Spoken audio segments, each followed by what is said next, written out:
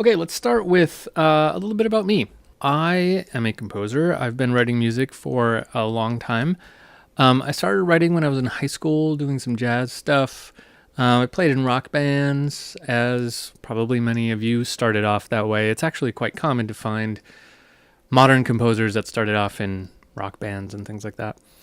As I went to college, I started studying composition more seriously, and eventually I got a degree in not composition. Actually, my first degree was in guitar performance, and then I went to grad school and got a master's degree in composition, and then I went to another grad school and I got a doctorate, a PhD in music composition.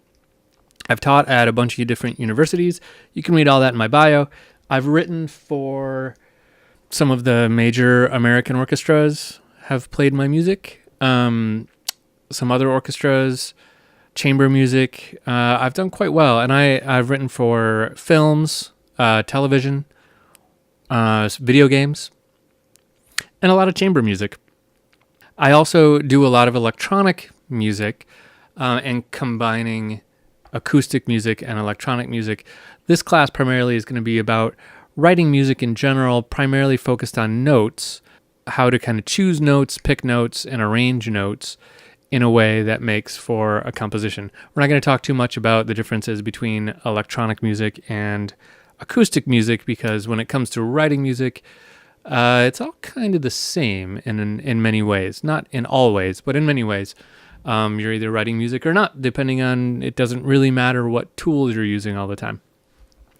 So, that's my background. I thought maybe we dive in and just look at a piece of mine, just to, I guess, give me a little bit of credibility, as they say, in the online teaching game.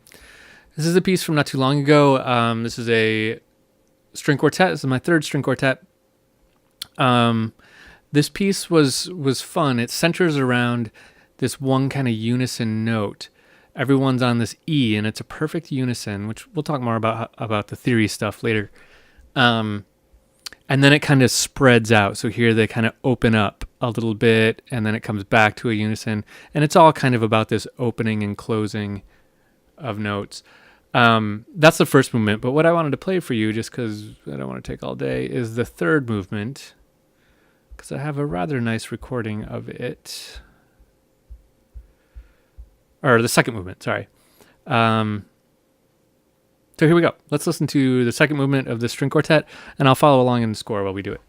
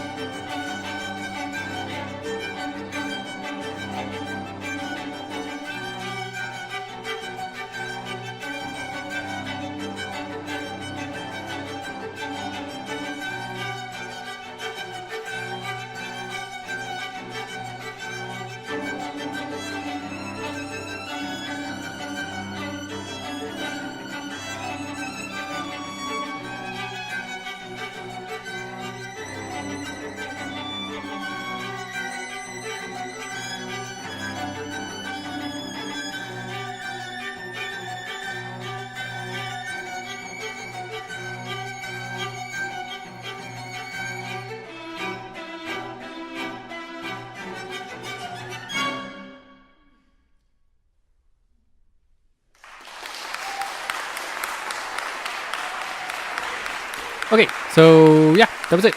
Um, Now, if you can't follow along with the score, if that's tricky for you, don't worry. That's okay. It's hard to follow along with the score.